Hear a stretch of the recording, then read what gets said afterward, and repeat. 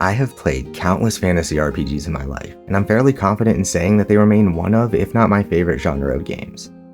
From Dark Souls to The Witcher, Final Fantasy, Elder Scrolls, and countless others, these games have held a special place in my heart since the first time I sat down to make my very own character in World of Warcraft nearly 20 years ago. While my understanding of and relationship with the genre have both developed and evolved over time, to this day the majority of titles that have had the greatest impact on me in my life fit comfortably into the various definitions of a fantasy role-playing game. And though I have yet to play the no doubt fantastic Baldur's Gate 3, which I suspect may in the not too distant future call what follows into question, I can confidently say that Dragon Dogma 2 is hands down and without contest the single greatest open world fantasy game I have ever had the privilege to adventure through. Though I've hardly begun my journey with it, I know for a fact that this unprecedented masterpiece of a game will be one I regularly return to for the foreseeable future. I'm recording this now, hardly 35 hours into the game, because I simply need to get started before my thoughts balloon into something unmanageable. This game is truly an unflinching triumph of design that is so successful in its unfathomable ambition that I dare say its greatness supersedes and damn near pacifies any and all shortcomings otherwise contained within. Before I go any further, however, I want to make it clear that this is by no means a flawless game, and while I won't go into too much detail about the performance or the existence of microtransactions, I do want to touch on both real quick because they're really the only serious criticisms I have. Starting with performance. I've made it known on several occasions that I have in the past been a real performance snob. I've grown quite a lot since then and don't let performance impact my enjoyment of an otherwise good game, but what I'm getting at is that I can see clear as day Dragon Dogma 2 doesn't run particularly well on my PS5, and by all reports, it's not faring much better anywhere else.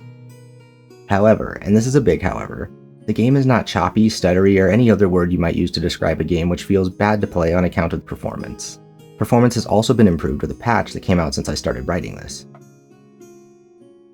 As for the microtransactions, let me make two things very clear. First, including microtransactions in a single-player game is and always has been a gross and unnecessary example of publisher greed and overreach. And second, if you are under the impression that any of the microtransactions available either influence the design of the game during development or exist as anything other than whale bait to satisfy shareholders, then you have been grossly misinformed. For those who are not aware, via the PSN, Xbox, and Steam stores, Capcom has chosen to offer strangely harmless but nonetheless cringe microtransactions like those found in Resident Evil 4 Remake and Devil May Cry 5, which, to be clear, no one in their right mind would ever purchase. They aren't lucrative to anyone who gets familiar with the game, and they don't offer anything meaningful that you can't get just by playing it normally. That's it. Like I said, these are gross and unnecessary, but simultaneously don't have any negative impact on the game or on my time with it. There isn't even a way to access the microtransactions in-game except from the starting screen, which takes you out of the game and to the PSN store or equivalent. In my opinion, the developers did everything they could to meet the expectations of their publisher and shareholders while also making the integrity of their game the foremost priority in the face of that. And one last thing. I won't be showing any major story spoilers, but I also don't plan to speak about the plot too much in general. Just keep in mind that this is one of those games where there's a lot of joy to be found in discovering the cool stuff you can do with your own intuition, so if you find yourself sold on the game at any point, I won't take it personally if you look away from the video and just listen. Just don't close it early, I need the watch time. And now, with all that out of the way, I can start to talk about the things that make Dragon Dogma 2 a truly evolutionary take on the fantasy RPG, and a strong contender for the most immersive game I've ever played. Now there is one word being thrown around a lot following the release of Dragon Dogma 2 that I think needs to be understood before we can get into what I really want to talk about. And that word is friction. So what is friction in reference to video games and game designs? I think it can best be described as the number of obstacles and interactions between the player and achieving a goal or objective. Simply put, friction is how much of an effort the game demands from the player in pursuit of completing it, and the most obvious example of this is difficulty. Difficulty is simply a type of friction, but friction can also be the obfuscation of information or the simulation of a world's less climactic interactions. Some good examples of friction that aren't related to difficulty would be Death Stranding's, well, just Death Stranding. It's basically friction the game. So if a game points you to exactly where you need to go next, requires little or no input to get there, and the objective is easy to complete upon arrival, that'd be a game with little or no friction. On the flip side, if a game gives you no idea where to go, makes eventually getting there time consuming and risky, then makes completing the objective itself difficult with a large penalty for failure, that's a game with a lot of friction. Many developers spend a lot of time fine-tuning these elements to best suit their intended experience and have it resonate with their core audience. And likewise, most games made for mass appeal try to find a comfortable amount of friction that encourages play but discourages frustration. Even the game I just mentioned, Death Stranding, balances its friction-heavy gameplay with difficulty modes so as to be more approachable. What often brings the topic of friction to the forefront of current discussion is one of two things. The first being games in which the amount of friction present is at odds with the presentation, player expectations, or the intended audience. For example, everyone would lose their minds if a family-friendly title like Mario, which is aimed at players of all skill levels, were suddenly a grueling gauntlet of skill-intensive levels one after the next. Likewise, many FromSoft fans like myself were disappointed by Elden Ring's various attempts to reduce the friction that made many of us love previous iterations of the Souls formula. And the second thing which tends to ignite this discussion on friction is the release of any widely praised game which doesn't accommodate less skilled or less experienced players. When a successful new game reaches the mass of casual gamers while retaining a higher degree of friction across systems, for better or worse, it naturally filters a lot of people. After all, players come to games with all different levels of skill and experience. The unfortunate thing is that many people are quick to direct any frustration caused by a game outward rather than inward. Because games are supposed to be fun, and if you're not having fun, the game must be the problem, right? Wrong. While I don't want to get into it here as I believe it's a topic deserving of its own video, I completely reject the idea that there is no wrong way to play a game, but I digress. Friction, like any other element of a game, exists to deliver on the intended experience created by the developers. Some games need little or no friction to deliver on a compelling experience, while for others, having a lot of friction is an absolutely essential part of the game. If you haven't realized it yet, Dragon Dogma 2 is one of the latter types of game, which I believe retains friction as an essential element of its design. So now that we've covered what friction is and why it gets brought up, let's talk about what I believe this deliberate use of friction really helps to facilitate in Dragon Dogma 2. What does it really mean to adventure or go on an adventure? Well, Merriam-Webster defines it as an undertaking usually involving danger and unknown risks. And other definitions include elements like excitement and the unusual. Which yeah, that all sounds right to me, and I'm sure most of you would agree that sounds like a nice broad definition for an adventure. So then why is it important that we're on the same page about this definition? Well, that's because I believe, and have a feeling many others likewise believe, that games often struggle to deliver on that sense of adventure, especially as we get older, because they fail to prioritize danger and unknown risks. Action-adventure games have gotten larger and larger over the years, but in many ways they haven't become all that much deeper in regards to player interaction. And I think this lies at the heart of why so many people find themselves dissatisfied or burnt out on the open-world action-adventure games, and why something like Breath of the Wild was so revolutionary back at release. Which brings me to Dragon Dogma 2, or as anyone who is in my stream while I played through it will know, what I like to call Breath of the Wild for adults. Now, before anyone gets mad, yeah, I know Breath of the Wild and most Nintendo games are great games for adults and people of all ages. I'm just trying to illustrate that Dragon's Dogma is a more realistic and mature game in its themes and presentation with a lot more depth and challenge throughout it. Simply put, it's for adults in the sense that it does not make any of the concessions one might expect for younger or less experienced players. And what might we call those concessions in the context of game design? The removal of friction. You see, Dragon's Dogma 2 is such a brilliant game because it very much delivers on that same excitement of going anywhere and doing anything, but it asks you to simply be more considerate of the journey at every step along the way, and in turn elevates that journey into being a true adventure. And this requires presenting the player with situations that are dangerous and risky enough to incentivize being prepared. A big part of how Dragon's Dogma 2 forces the player to be more prepared and involved in the planning and preparation process is through camping. Now, camping in Dragon's Dogma 2 is connected to 4 important elements of gameplay which I'll outline here. First, camping is one of the only ways to restore your maximum health, which depletes over the course of your combat encounters. As you take damage, a small amount of that damage will not be healable with items or spells, which means the longer you spend fighting and exploring, the more you'll have to be on the lookout for campsites. Second, camping is one of the only ways to pass time and progress through the game's day-night cycle. This is important because the wilderness becomes much more dangerous at night with more deadly monsters and an overbearing darkness that makes simply traversing the world slower and more difficult. Third, camping is the only way that you can manually save while in the wilderness, which is important because upon death this game either sends you to your last autosave or to the last inn you rested at. However, dying, just like taking damage, also takes some of your maximum health, further pressuring you to find a campsite or an inn. And the final thing that makes camping so important and such an integral part of the game is the sheer size of this world, the believable scarcity of towns, and the even more believable distances between them.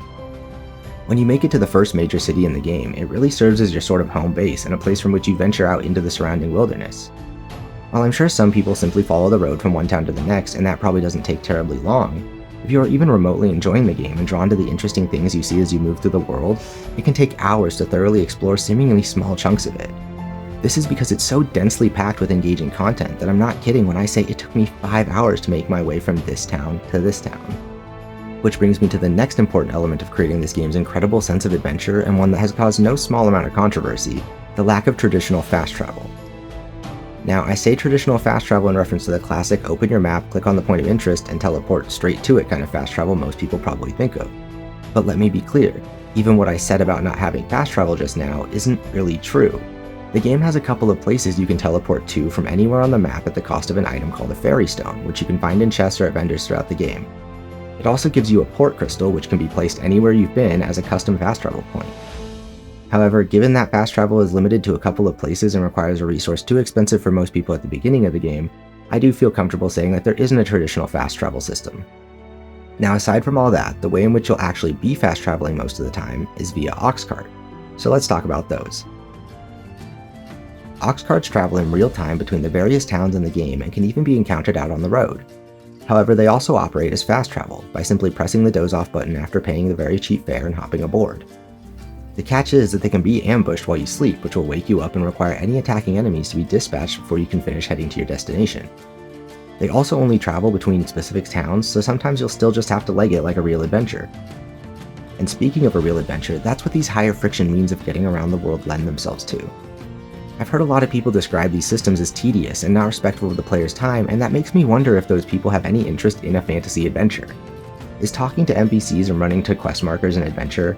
Is selecting a spot on the map and teleporting to it so you can get a quest item and then teleport back an adventure?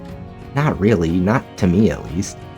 When I think of an adventure, I, like many of you, think of Lord of the Rings. And what I've always loved about the Lord of the Rings films is that they took the time to present the actual journey. There's something especially magical about how fantasy can so easily make something as simple as taking the road from one village to the next a truly exciting part of the protagonist's grander adventure. And that same magic has never been more alive and well in any game than it is in Dragon Dogma 2. The people who made this game knew that they crafted something truly special, and that to let you teleport from one quest objective to the next would completely shatter it. And what exactly is so special about this game that the developers saw fit to introduce these points of friction and avoid holding the player's hand? Well, of course, that's none other than the truly magnificent world of Dragon's Dogma 2. The true brilliance of Dragon's Dogma 2 above all else is the vast and beautiful world which it beckons you to explore. I have never played a game with a more realistic presentation of the wilderness, and every space feels so carefully crafted and yet so unflinchingly natural that it's shocking to see how much freedom you have to traverse it. While it may seem linear at times, that linearity is an illusion created by the remarkable map design and topography.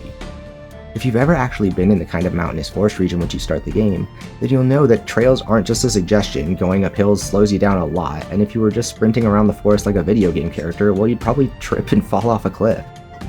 So what blows my mind more than anything else perhaps is in how this wilderness feels shockingly real and also exists within a game that gives you the perfect tools to believably navigate it.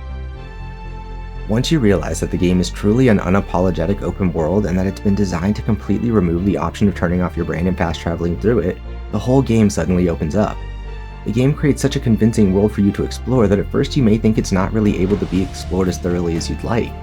And then something like this happens, and you realize the only limits in this game are your imagination. It's truly groundbreaking, and you can't go 10 feet without something catching your attention or you catching something else's. And every single place you discover has something of interest, some reward, some new type of monster to fight, or just a great view from up on high. But what makes this world dynamic, you might ask? Well, this is easier to demonstrate than it is to explain, so I'm going to play this clip of a completely unscripted encounter with a Cyclops just a few hours into the game. Oh! If a picture is worth 1,000 words, then I'm going to just let the look on my face here do all the talking and wrap things up. Okay, not quite, but this really is the core of what I'm getting at. The number of interactions happening in real time all around you and throughout the world at any one time is beyond my ability to really explain or frankly even comprehend.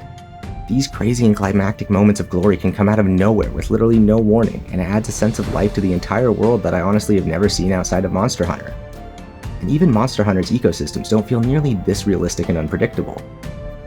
It's something special. So special that I think I really am going to leave it there and start to wrap this video up, because I genuinely believe that it's the kind of game words can't do justice. Were this video more focused on the writing or narrative, I'd naturally feel differently about what more words could add to it, but this video is about the sense of adventure that makes Dragon's Dogma 2 such an achievement in game design, and that sense of adventure, it can't be shown to you. You honestly just have to feel it for yourself. There's so much more I could talk about, like the masterfully designed combat and classes, the innovative pawn system which is even better than it was in the predecessor, the great companion AI which makes said pawn such a great part of the journey, Dragon's Plague, the Sphinx, all the different enemy types, and countless others. But that's exactly why I chose to keep this short rather than try expanding it into a much larger comprehensive review. There is so much here to discover, so much fun to be had, so much wonder and joy and shock to be felt that I don't want to take that away from anyone. So instead, I chose to talk about the things that I think really make all the rest of that stuff work. This world would be special no matter what, but to be able to truly journey through it, to have been given the opportunity to go on this adventure knowing only a little less than what I presented you here is part of what made the whole experience so magical. So I guess it's a good thing I don't give scores and don't call most of my videos reviews, because I'm free to simply tell you, go play it. If you have ever longed to truly feel like you're on your own personal fantasy adventure and to this day have found that the vast majority of titles which promise this experience haven't quite delivered, then you owe it to yourself to set down your phone or close your browser and go play Dragon Dogma 2. And if you get stuck, don't be discouraged. There's no shame in asking for help learning how to play something you haven't played before, especially when it is in part special because of all this friction. I'll link a number of great resources for anyone who might want them. Good luck and have fun.